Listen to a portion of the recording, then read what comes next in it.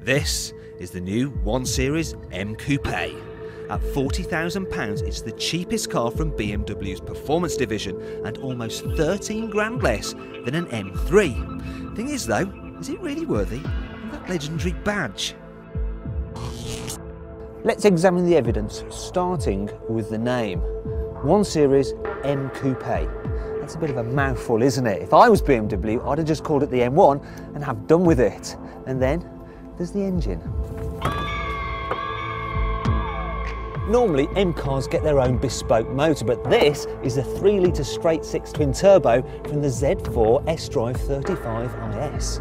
Don't worry though, M's engineers have fettled it. Power is up to 335 bhp, while there's now more torque than you get from the M3's V8.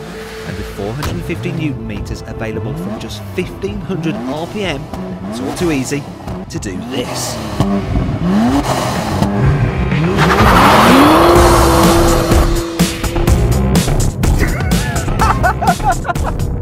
This engine's nuts!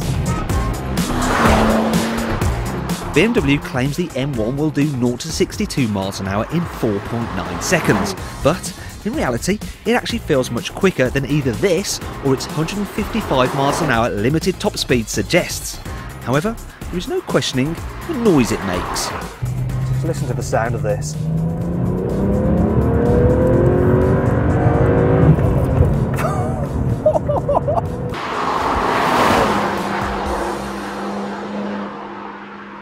So then this 1 Series has M-car performance, but does it have M-car looks?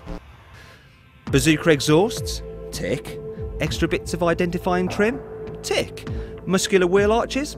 Big rims? And a look that suggests you might just be about to get your head kicked in? Tick.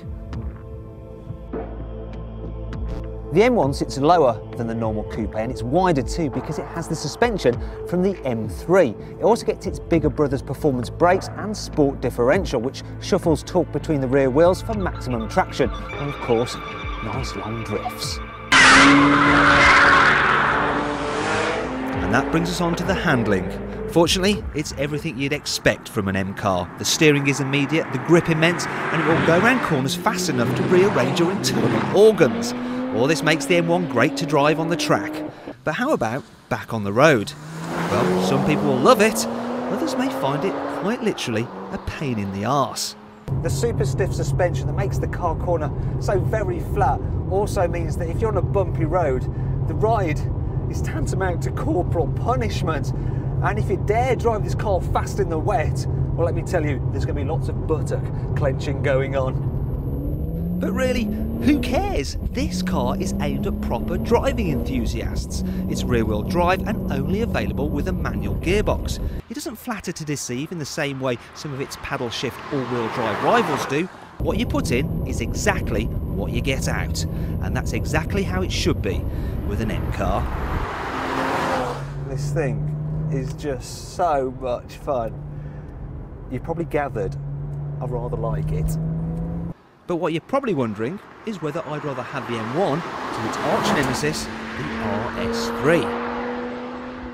Well, I have no doubt that I'll probably be faster in the Audi, but this is the one I'd rather own.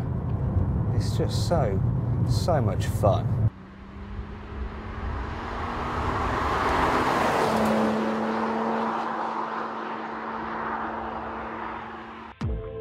However, if there is one weak point, it's here, in the cabin.